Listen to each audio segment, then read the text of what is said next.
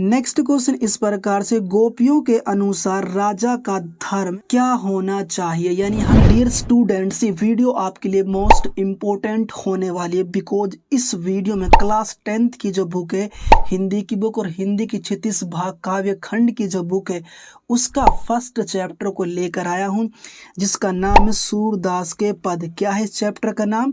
सूरदास के पद, राइट। और इस चैप्टर के इस वीडियो में अभ्यास के प्रश्न उत्तरों को लेकर आया हूं, जो हमारे बोर्ड एग्जाम की दृष्टि से वेरी वेरी इंपॉर्टेंट, इसीलिए इस वीडियो को आपको पूरा वॉच करना है। अब हम चलते हैं मोस्ट इंपॉर्टेंट अभ्यास के प्रश्न उत्तरों की तरफ। फर्स्ट क्वेश्चन इस प्रकार से है, गोपियों द्वारा उद्धव को भाग्यवान कहने में क्या व्यंग निहित है। क्वेश्चन यानी प्रश्न मोस्ट इंपॉर्टेंट है। आंसर इसका इस प्रकार से है, गोपियों द्वारा उद्धव को भाग्यवान कहकर वास्तव में उसके दुर्भाग्य पर व्यंग किया गया है। जो व्यक्ति प्रेम के सागर श्री कृष्ण के समीप रहकर भी प्रेम रूपी जल को प्राप्त नहीं कर सकता, वह वास्तव में दुर्भाग्यशाली ही होगा। यानी कहने का मतलब यहाँ पर यह है, जो व्यक्ति प्रेम के सागर में रहकर प्रेम को यानी प्यार को नहीं समझ सकता, वह क्या होगा? दुर्भाग्यशाली ही होगा। बिकॉज श्री कृष्ण सभी से प्रेम करता है, सभी को प्रेम बांटता है, और श्री कृष्ण का दोस्त कौन है? उद्धव है। गोपियां व्यंग करती है उद्धव पर कि श्री कृष्ण के समीप रहकर भी, श्री कृष्ण के पास रहकर भी उद्धव जो है प्रेम रूपी जल को प्राप्त नहीं कर सकता, यानी प्रेम का जो बंधन होता है उसमें नहीं बन सकता, इसीलिए वह वास्तव में दुर्भाग्यशाली ही होगा। नेक्स्ट है, गोपियों का कहने का अभिप्राय यह है कि उद्धव के हृदय में प्रेम जैसी पावन भावना का संचार ही नहीं है, इसीलिए वह भाग्यवान ही नहीं अपितु भाग्यहीन। कहने का अभिप्राय यह है, उसका कहने का मतलब यह है गोपियों का, उद्धव के हृदय में प्रेम जैसी पावन भावना का संचार ही नहीं हुआ। कहने का मतलब है, जो प्रेम की जो भावना है उसके हृदय में, उसके दिल में उजागर ही नहीं हुआ प्रेम की भावना। किसके दिल में? उद्धव के दिल में। इसीलिए वह भाग्यवान ही नहीं अपितु भाग्यहीन भी है। यानी भाग्यवान तो है ही नहीं, साथ में क्या है? भाग्यहीन भी है, राइट। तो यह है इस क्वेश्चन का आंसर। वीडियो पसंद आए तो वीडियो को लाइक कर देना। अब हम चलते हैं नेक्स्ट क्वेश्चन की। नेक्स्ट क्वेश्चन इस प्रकार से, उद्धव के व्यवहार की तुलना किस किस से की गई है। मोस्ट इंपोर्टेंट यह क्वेश्चन है बोर्ड एग्जाम की दृष्टि से। अब इसका आंसर देखते हैं। आंसर इस प्रकार से, उद्धव के व्यवहार की तुलना कमल के पत्ते एवं तेल की गगरी से की गई है। किस किस से की गई है? एक तो कमल का जो पत्ता होता उससे इसकी तुलना की गई है उद्धव की, और एक जो है तेल की जो गगरी जो होती है उससे की गई है, राइट। जिस प्रकार कमल का पत्ता पानी में रहता हुआ भी उससे प्रभावित नहीं होता, अर्थात उस पर पानी की बूंदों का दाग नहीं पड़ता है, और तेल की गगरी भी चिकनी होती है, उस पर पानी की बूंदें भी नहीं ठहर सकती, ठीक उसी प्रकार से उद्धव पर भी श्री कृष्ण के प्रेम का प्रभाव नहीं पड़ सका। यानी कहने का मतलब ये है, जिस प्रकार कमल का जो पत्ता होता है वह हमेशा जो है पानी में रहता है, राइट। फिर भी क्या होता है, सदा पानी में रहने के बावजूद भी जो कमल का जो पत्ता होता उसके पत्ते पर पानी की बूंद या फिर पानी का जो दाग है वो नहीं पड़ता, नहीं ठहरता है।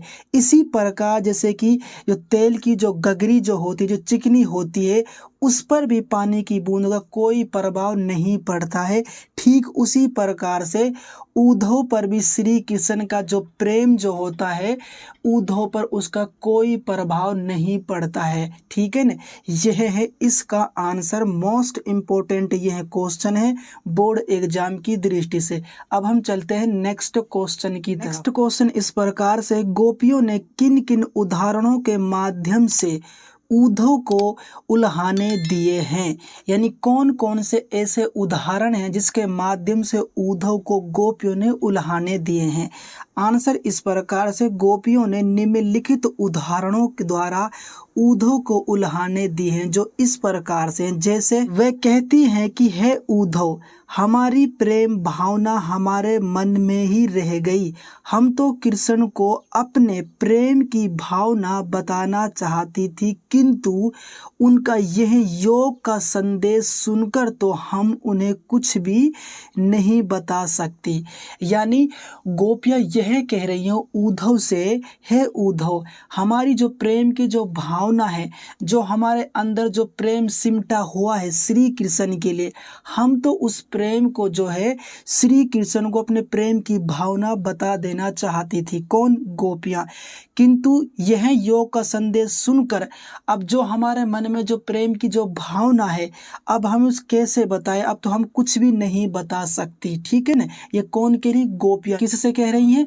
ऊधव से कह रही हैं। नेक्स्ट इस प्रकार से, हम तो श्री कृष्ण के लौट आने की आशा में जीवित थे। हमें उम्मीद थी कि श्री कृष्ण अवश्य एक न एक दिन लौट आएंगे, किंतु उनका यह संदेश सुनकर हमारी आशा ही नष्ट हो गई और हमारे विरह की आग और भी भड़क उठी। आगे गोपियां कहती है ऊधव से कि हमें तो श्री कृष्ण के लौट आने की पूरी आशा, श्री कृष्ण जी आएंगे और उसकी याद में हम जीवित थे। ठीक है, हमें उम्मीद थी कि श्री कृष्ण अवश्य एक न एक दिन जरूर लौट आएंगे, किंतु यह योग संदेश को सुनकर हमारी जो आशा है वह नष्ट हो गई है। जो हम यकीन कर रहे थे ना श्री कृष्ण का, वह यकीन जो है हमारा टूट गया है इस योग संदेश को सुनकर। और अब हमारे विरह की जो आग जो है, दुख की जो आग जो है, पीड़ा की जो आग है, और भी ज्यादा भड़क उठी है। ठीक है। नेक्स्ट इस प्रकार से, इससे तो अच्छा था कि तू आता ही ने। गोपियों को यह भी आशा थी कि श्री कृष्ण प्रेम की मर्यादा का पालन करेंगे, वे उनके प्रेम के प्रतिदान में प्रेम देंगे, किंतु उन्होंने निर्गुण उपासना का संदेश भेजकर प्रेम की सारी मर्यादा को तोड़ डाला। इस प्रकार वह मर्यादाहीन बन गया है। गोपी आगे यह कहते हैं कि इससे तो अच्छा है कि हे ऊधव, तुम आते ही नहीं, और हमें यकीन था कि श्री कृष्ण जो है प्रेम की मर्यादा का पालन करेंगे, बट उन्होंने पालन नहीं किया प्रेम की मर्यादा का। वे उनके प्रेम के प्रतिदान में प्रेम देंगे, जिस तरह से हम प्रेम करें वो भी हमें प्रेम देंगे, बट उन्होंने प्रेम नहीं दिया, किंतु उन्होंने निर्गुण उपासना का संदेश भेजकर, यानी योग का संदेश भेजकर प्रेम की जो सारी मर्यादा उसको तोड़ डाला है। जितना भी जो प्रेम का जो पालन होता है, उसकी जो मर्यादाएं होती है, उसको उन्होंने तोड़ डाला। किसने? श्री कृष्ण ने। ठीक है। इस प्रकार वे मर्यादाहीन बन गए। कौन? श्री कृष्ण जी। ठीक है, यह है इस क्वेश्चन का आंसर। उसके बाद चलते हैं नेक्स्ट क्वेश्चन की तरफ। नेक्स्ट है, मर्यादा ने लही के माध्यम से कौन सी मर्यादा न रहने की बात की जा रही है? आंसर इस प्रकार से, कवि ने इस कथन के माध्यम से स्पष्ट किया है कि प्रेम की मर्यादा यही है कि प्रेमी व प्रेमिका दोनों ही प्रेम के नियमों का पालन करें, अर्थात प्रेम के प्रति दान में प्रेम देवे। यानी कहने का मतलब है, कवि यानी सूरदास जी यह कहना चाहता है इस कथन के माध्यम से कि जो प्रेम की जो मर्यादा जो होती है, उसमें प्रेमी और प्रेमिका दोनों ही प्रेम के नियम जो होते हैं, मर्यादा जो होती है, फिर जो नियम जो होते हैं उनका पालन करे। इसके अलावा प्रेम के बदले में प्रेम देवे, यह कहना चाहते हैं इस कथन के माध्यम से कवि सूरदास जी। राइट। उसके बाद नेक्स्ट है, प्रेम की सच्ची भावना को समझते हुए प्रेम की मर्यादा का पालन करे। यानी प्रेम की जो सच्ची भावना जो है उसको समझते हुए प्रेम की जो मर्यादाएं होती है उनका पालन करे। राइट। किंतु श्री कृष्ण ने गोपियों के प्रेम के बदले में उन्हें योग साधना अपनाने का संदेश भेज दिया, जो कि उनकी एक चाल थी। यानी आगे इस प्रकार कहता है, इस कथन के माध्यम से श्री कृष्ण ने जो है गोपियों के प्रेम के बदले में उन्हें क्या भेज दिया? योग साधना का संदेश भेज दिया था, जो उनकी एक प्रकार से चाल थी। राइट। श्री कृष्ण की इस छल पूर्वक चाल को ही मर्यादा का उल्लंघन कहा गया। यानी यह जो चाल उन्होंने चली थी श्री कृष्ण जी ने, श्री कृष्ण की इसी छल पूर्वक चाल को ही मर्यादा का उल्लंघन कहा गया है। राइट, यह है इस क्वेश्चन का आंसर। अब चलते हैं नेक्स्ट क्वेश्चन की तरफ। नेक्स्ट क्वेश्चन इस प्रकार से, कृष्ण के प्रति अपने अनन्य प्रेम को गोपियों ने किस प्रकार से अभिव्यक्त किया? ये भी मोस्ट इम्पोर्टेंट है। आंसर इस प्रकार से, जिस प्रकार से हारिल पक्षी सदा ही अपने पंजों में लकड़ी को पकड़ा रहता है और उसे अपने जीवन का आधार समझता है, उसी प्रकार गोपियां श्री कृष्ण के प्रेम को अपने जीवन का आधार समझती है और सदा उसे अपने हृदय में बसाए रहती हैं।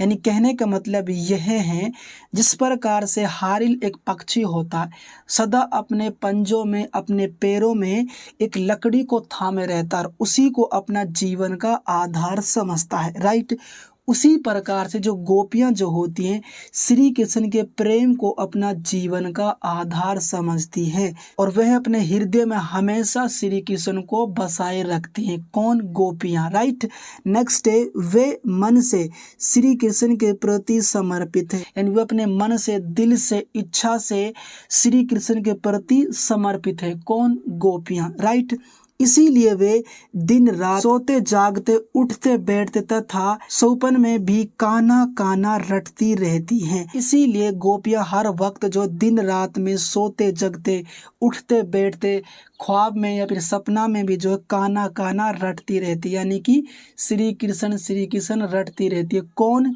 गोपियां। राइट, इसी प्रकार गोपियों ने श्री कृष्ण के प्रति अपने अनन्य प्रेम को अभिव्यक्त किया है। राइट, यह है इस क्वेश्चन का आंसर, यानी इसका उत्तर। अब हम चलते हैं नेक्स्ट पर्सन की तरफ, नेक्स्ट क्वेश्चन की तरफ। नेक्स्ट क्वेश्चन इस प्रकार से, गोपियों ने उद्धव से योग शिक्षा कैसे लोगों के देने की बात की? यानी गोपियां जो है उद्धव से योग शिक्षा को कैसे लोगों की देने की बात कह रही है या फिर कही है। अब इस प्रश्न का आंसर हमें बताना है। इसका आंसर इस प्रकार से, गोपियों के अनुसार उनका मन श्री कृष्ण के प्रेम में लगा हुआ है, वे एकनिष्ठ भाव से ही कृष्ण से प्रेम करती हैं।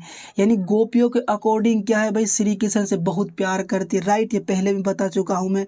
और वे एक ही भाव से श्री कृष्ण से प्रेम करती हैं। राइट, इसीलिए उनके मन में किसी प्रकार की उलझन व दुविधा नहीं है। यानी इसीलिए जो गोपियां हैं उनके मन में किसी प्रकार की उलझन, दुविधा या फिर समस्या किसी प्रकार से नहीं है। किसके मन में? किनके मन में? गोपियों के मन में। राइट, अतः वह कहती हैं कि उद्धव को यह शिक्षा उन लोगों को देनी चाहिए जिनके मन चक्री के भांति घूमते हो, अर्थात जिनके मन में दुविधा व जिनके मन में अस्थिर हो। कहने का मतलब यह है, उद्धव को यह योग संदेश उन लोगों को देना चाहिए जिनके मन में जो है मन चक्री की भांति घूमते। कहने का मतलब है जिनके मन में दुविधा हो, जिनके मन में समस्याएं हो, जिनका मन स्थिर ना हो, तो ऐसे लोगों को जो है योग संदेश देना चाहिए, ना कि हमें देना चाहिए। ठीक है, तो यह है इस क्वेश्चन का आंसर। नेक्स्ट क्वेश्चन इस प्रकार से, गोपियों के अनुसार राजा का धर्म